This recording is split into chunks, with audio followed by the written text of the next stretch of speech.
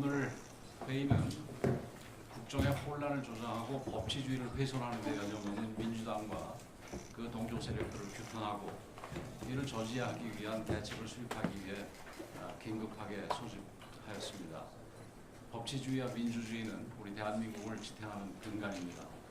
하지만 묻지도 따지지도 않고 오직 이재명 대표 방탄을 위해서 내란 선동과 대통령 탄핵에 광풍을 일으키고 있는 민주당이 대한민국의 근간을 심각하게 위협하고 있습니다.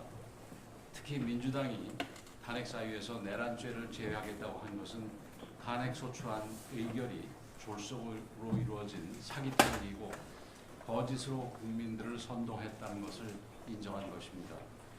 민주당이 일방적으로 작성한 대통령 탄핵소추안의 핵심 주장은 대통령이 내란의 죄를 저질렀다는 것이었습니다.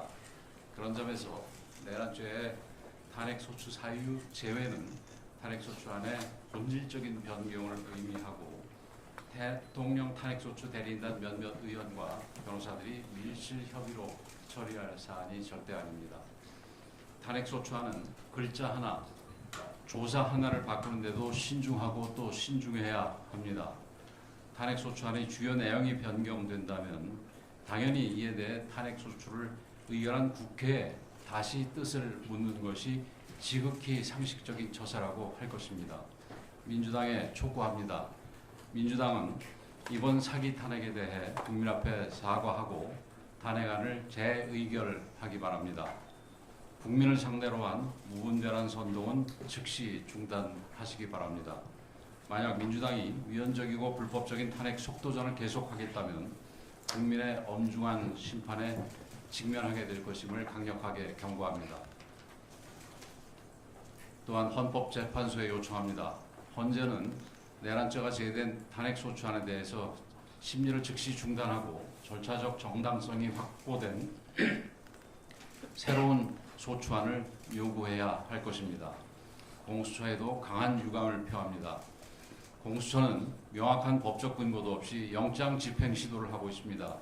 재차 지적합니다. 공수처는 내란죄를 수사할 권한이 없습니다. 더욱이 대통령은 현재 사실상 연금 상태에 있습니다. 그런데도 공수처가 부당하고 무리하게 영장을 집행하고 구속까지 하겠다고 하는 것은 오로지 대통령을 욕보이기 위한 의도이며 보여주기식의 쇼라고밖에 할 수 없을 것입니다. 대통령 권한대행에게 체포영장 집행에 의하도록 명령해달라고 요구한 것은 공수처가 수사기관이기를 포기하고 권력기관으로 군림하겠다는 선언이나 다름없습니다.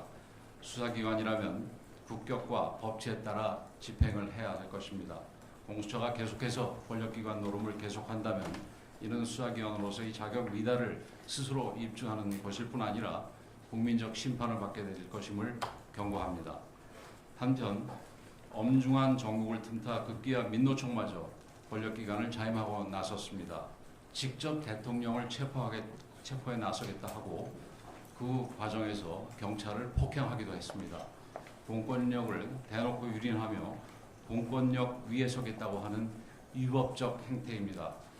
민노총이 자행하고 있는 불법 행위에 대해 경찰을 비롯한 사법당국은 무관용 원칙으로 강력하게 대처하고 엄정하게 집행해야 할 것입니다. 공권력이 더 이상 무너지는 일이 없도록 법과 원칙에 따라 단호한 의지를 가지고 일체 불법 행위에 대해 엄정하게 대처해 주실 것을 강력하게 촉구합니다.